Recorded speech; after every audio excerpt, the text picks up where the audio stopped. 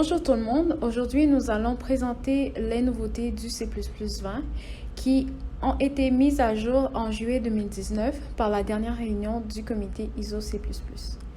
Donc, parmi les nombreuses fonctionnalités approuvées par le C++20, deux fonctionnalités majeures sont à noter.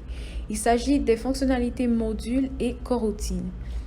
Les modules constituent une nouvelle alternative aux fichiers d'entête et apportent un certain nombre d'améliorations clés, notamment en isolant les effets des macros et en permettant des générations évolutives. Cette fonctionnalité permet aux utilisateurs du langage de définir une limite d'encapsulation. Car jusqu'ici, il n'y avait que 3 fonctionnalités de ce type qui permettaient de cacher une implémentation. Elles étaient la variable, qui encapsule la valeur actuelle, la fonction qui encapsule le code et le comportement, et la classe qui encapsule les deux pour livrer un ensemble d'états et de fonctions.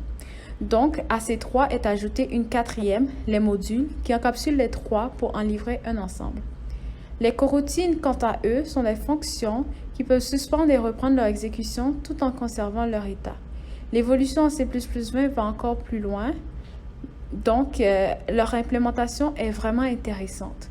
Il suffit juste d'ajouter quelques mots-clés à C++ comme coreturn, coawait, ainsi que des types de bibliothèques pour qu'une fonction soit coroutine dans son corps.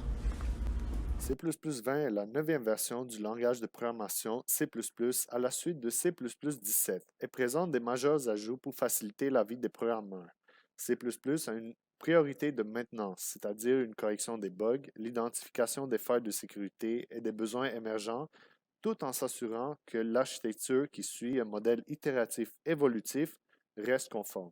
En effet, le langage de programmation est comme un logiciel, il évolue constamment. Ceci permet de produire des versions évolutives du système en ajoutant progressivement dans la qualité et fonctionnalité du langage.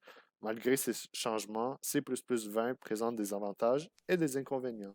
Pour les avantages du C++20, cela se résume en trois. La première avantage est qu'elle enlève des restrictions inutiles sur le langage.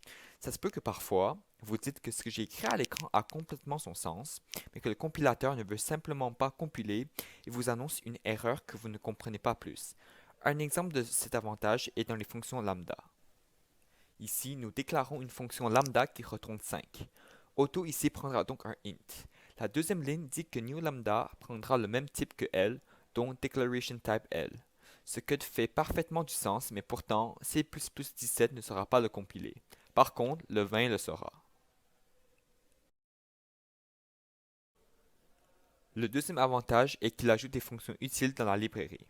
Il a beaucoup moins de fonctions préexistantes comparé par exemple aux librairies de Java. Il tente donc de remédier à cela en ajoutant des méthodes semblables aux celles existantes à Java. Comme la méthode toAddress, cette méthode prend un pointeur et retourne l'adresse de l'objet pointé dans la mémoire. Le 17 pouvait déjà faire cela, mais le 20 ajoute une méthode qui est beaucoup plus lisible. La troisième avantage est de faciliter la vie des programmeurs. Un exemple de ceci est d'avoir ajouté l'opérateur plus petit égale plus grand. En mettant cette ligne de code et en incluant la librairie compare, l'utilisateur n'a plus besoin de surcharger les opérateurs un par un. Le système va comprendre directement et va effectuer ses commandes automatiquement. Cela augmente beaucoup la clarté du code et ainsi réduire le temps et le risque d'erreur. Les inconvénients du C++20 sont la complexité du langage, le manque de sécurité et que les changements apportent beaucoup de travail et de changements de méthode de programmation. Depuis sa création, le C++ a toujours été complexe. Sa façon de programmer est toujours aussi abstraite et selon les fonctions complexes du langage, ont reçu des simplifications. Le C++ reste toujours, selon la majorité des programmeurs, le langage le plus dur à apprendre. C'est pour cela que plusieurs débutants commencent par le Python avant de plonger dans le C++.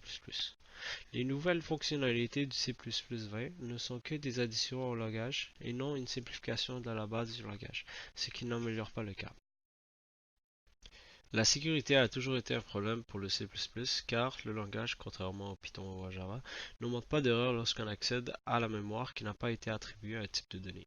Par exemple, un programme qui contient une liste de 10 éléments et que l'utilisateur veut accéder au 11e élément, aucune erreur n'est affichée.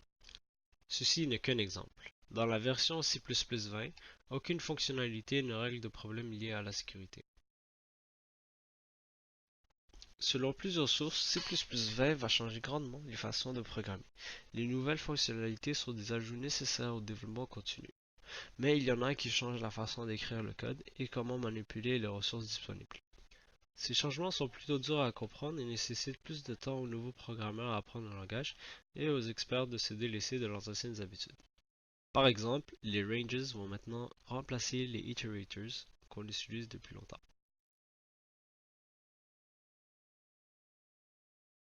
L'ajout de toutes ces fonctionnalités pour le C++ est une expérience très excitante et encourage une adoption à grande échelle du C++20. D'autres fonctionnalités telles que les concepts, les ranges, les contrats, qui ont aussi été introduites au C++ sont expliquées sur le site du C++.